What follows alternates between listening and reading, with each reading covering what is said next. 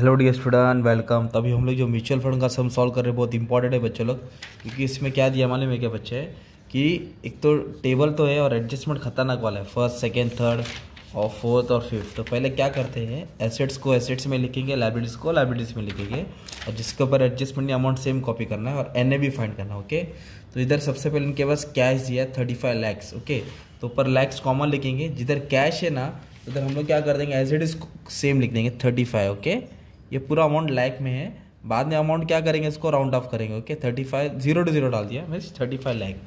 फिर इसके बाद क्या दिया है, एक्सपेंडिचर दिया है। तो एक्सपेंडिचर फॉर द ईयर, ये तो खर्चा होता है, तो खर्चा एक तरह से लाइबिलिटीज हो जाएगा। ओके, तो कितना एक्सपेंडिचर दिया है, 105.7 एक्सपेंडिचर 105.75 लैक्स। ओके, नेक्स्ट उसके बाद अपने को दिया है अमाउंट पेबल।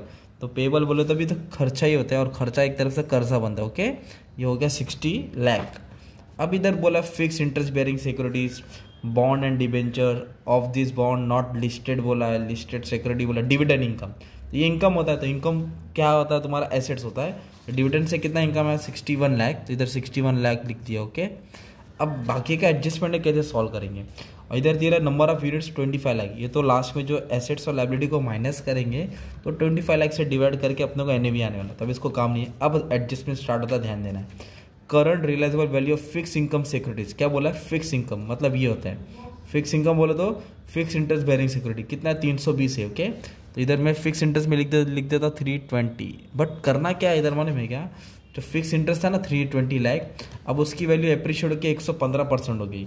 115% मतलब पहले 100% था, अब 115% हो गया, तो 320 के ऊपर आपको 115% निकालना पड़ेगा। तो कैलसी में 320 लिखेंगे इंटू 115%, तो आपको वैल्यू मिलेगी 368.00, 368.00। इस तरह तुमको सॉल्व करना है। ओके, अब इसके बाद नेक्स्ट क्या दिया है, अब इधर बोला है वैल्यू ऑफ लिस्टेड बॉन्ड, जो भी लिस्टेड बॉन्ड है, तो लिस्टेड बॉन्ड बोला तो ये लिस्टेड सिक्योरिटीज हो गया, जो 1500 लाख है उसकी वैल्यू हो गई एप्रिशिएट मतलब वैल्यू बढ़ गई, 20% बढ़ गई।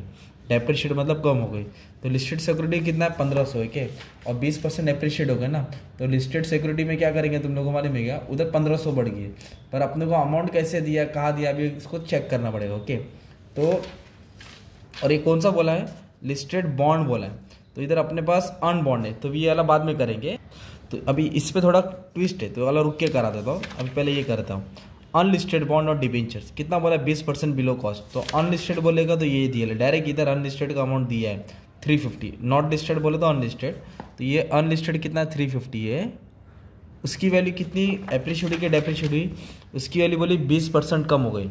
20% कम का मतलब होता है इट नॉट बिकम 80%, 20% कम हो गया, तो 100 में से 20 गया तो 80%, तो 350 का कितना परसेंट निकालने का, आपको 80% निकालना है, तो आपको आ जाएगा 280, कितना आ जाएगा 280.00 डाल दिया, हो गया 280 लाख।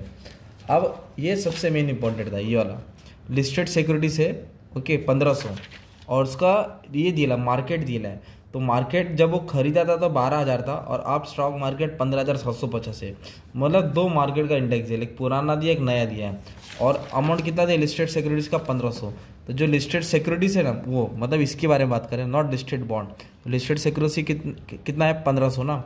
अब इसको कैसे मल्टीप्लाई करना है, किससे डिवाइड करना है, ये देखो, ये 12,000 था और 15,750 करंटली, मतलब ये था और है, तो जो है ना उससे मल्टीप्लाई करना है, 15,750 से मल्टीप्लाई करेंगे, ये करंट ईयर था, 15,750 से मल्टीप्लाई करेंगे और डिवाइड करेंगे 12,000 से, डिवाइड किससे करेंगे 12,000 से, तब जाके अपने को वैल्यू मिलेगा 1968.75 लाख।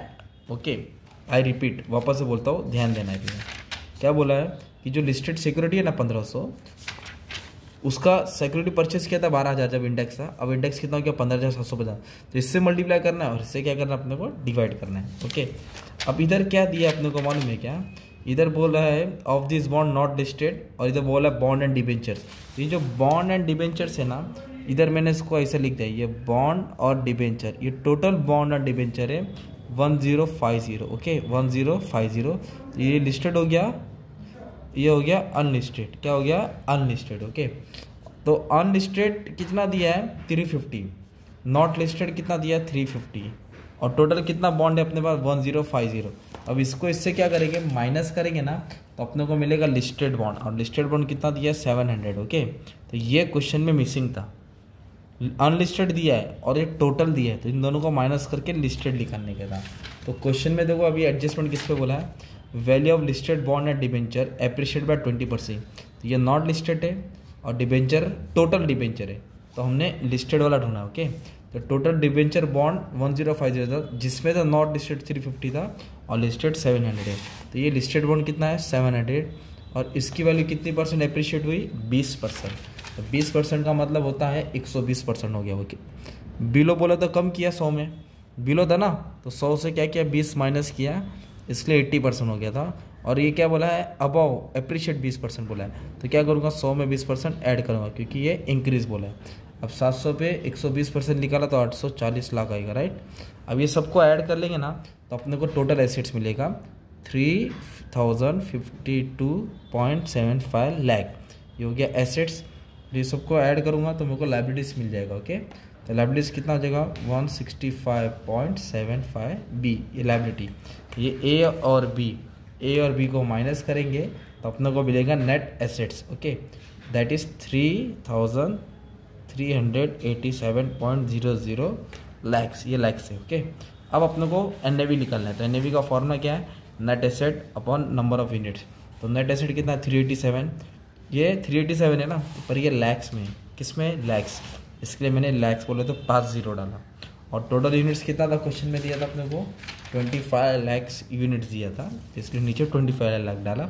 अब इन दोनों को डिवाइड करेगा तो तुम्हारा ये आंसर आ जाएगा। तो इस तरह का ये सम था। ओके, सॉल्व करने का था, चेंज करने का था। तो वैसे एक और सम तुमको दे देता प्रैक्टिस के लिए, आप उसको स्क्रीनशॉट लेके सॉल्व कर लो। ओके, आधा क्वेश्चन देखो इधर है, ये आधा क्वेश्चन है तुम्हारा। ओके, इसका स्क्रीनशॉट ले लो, ये आधा क्वेश्चन है और आधा क्वेश्चन इधर है विद आंसर सॉल्यूशन। ओके, ये तुम्हारा क्वेश्चन इधर तक है और ये तुम्हारा solution. Thank you very much and all the best for exam.